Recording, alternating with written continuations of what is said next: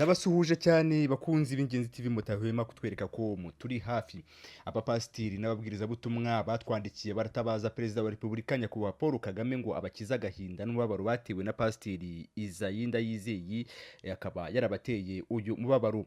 Mu gihugu hose harabarurwa abapasitiri n'abavugabutumwa bwiza bwa Yesu Kristo barenga ibihumbi bine, ni ukuvuga 4000 persons birukanwe mu nshingano z'ubuyobozi bw'itorero ADEPR mu matorero yose arigize angana n'ibihumbi 341, ni ukuvuga 3141 churches.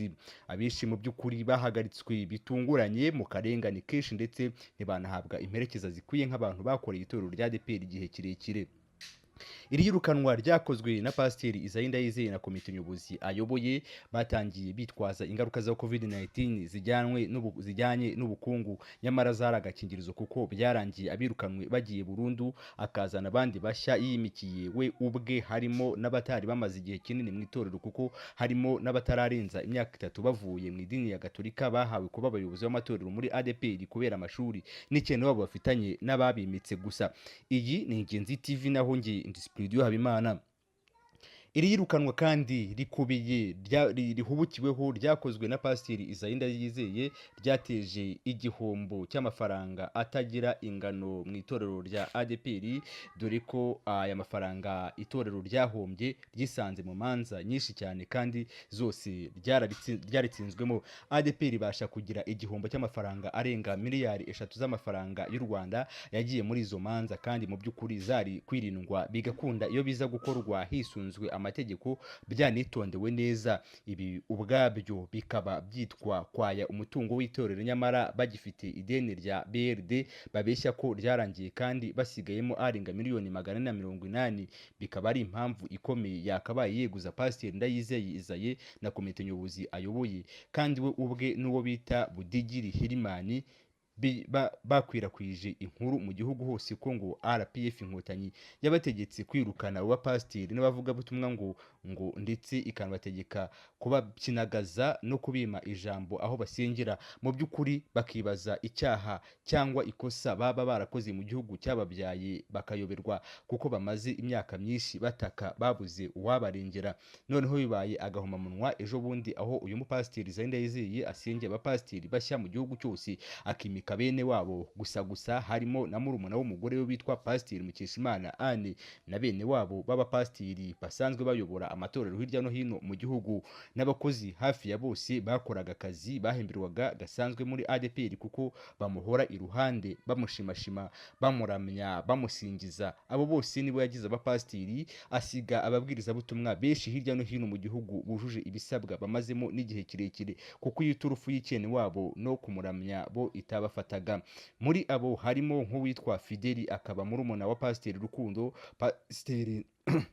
Pasiteri Ntakirutimana Emmanuel. Iyo binavuga ko ubuhamya bwe hanze atari bwiza na gato, nka Pasiteri Ange Victor n'abandi benshi tutarondoye amazina yabo. Ikibabaje rero kinateye agahinda abapasiteri n'abavugabutumwa birukanwe ngo nuko nta n'umurimo n'umwe bahabwa mu rusengero, haba kuvuga ijambo ry'Imana, gutanga igaburo ryera, gushyingira, gusenga n'indi mirimo nta n'umwe bahabwa. Babaye ibicibwa, ntawe uvuga mu rusengero, bahinduwe ibiragi bicecetse bitagira agaciro namba, n'ugerageze kugira icyo abaza ku byo bari kugirirwa bamuca burundu. Nk'urugero rwa Pasiteri Theoneste Ntakirutimana ufite telefone 0788434519 waciye mu itorero na Pasiteri Isayi Ndayizeye amuziza ubusa, nyuma nawe yandika ibaruwa yeguza Ndayizeye na komite ye. N'uwitwa Karangwa John akaba nawe yaranditse asaba ko Ndayizeye yakweguzwa, ndetse n'abakristu b'intara y'uburengerazuba nk'uko inkuru yabo yaciye mu kinyamakuru Imvaho Nshya nabo basabye ko yakweguzwa, ndetse n'abapasiteri bo mu karere ka Nyagatare nk'uko ayo mabaruwa yose tuyafitiye kopi. Iyi iracyari Ingenzi TV. nyamara uretse ubujiji, imiyoborere mibi na munyumvishirize, icyo aba bapasiteri n'abavugabutumwa bifuza rwose nta kigoye na gato kirimo, kuko atari ubuyobozi bashaka. Bakeneye ubwisanzure mu itorero ryabo baruhiye, bagahabwa ijambo, bagahabwa umwanya wo kubwiriza ijambo ry'Imana mu materaniro, kuko ariyo ntego nyamukuru yatumye baza muri uyu muhamagaro wa gishumba.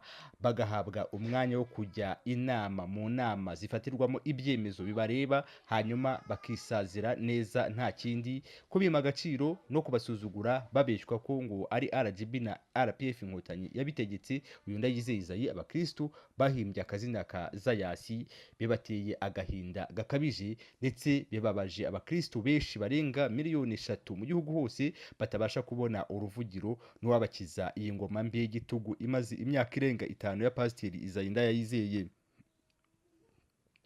Ibibazo muri iri torero rya ADEPR ni byinshi cyane, bimaze kurenga igipimo: ivangura n'ikene wabo, inyirizwa ry'umutungo w'abaturage, inyirizwa ry'imisoro ya Rwanda Revenue Authority n'imisanzu ya RSSB ku bakozi benshi, munyumvishirize, kubeshyera inzego bwite z'imiyoborere y'igihugu hagamijwe kwangisha abaturage ubuyobozi, n'ibindi byinshi tutarondoye. Birababaje kubona inzego zitandukanye za leta zirimo Minaroke na RGB zifite amadini mu nshingano zitakirwa inshuro zingana zitya zikinomera.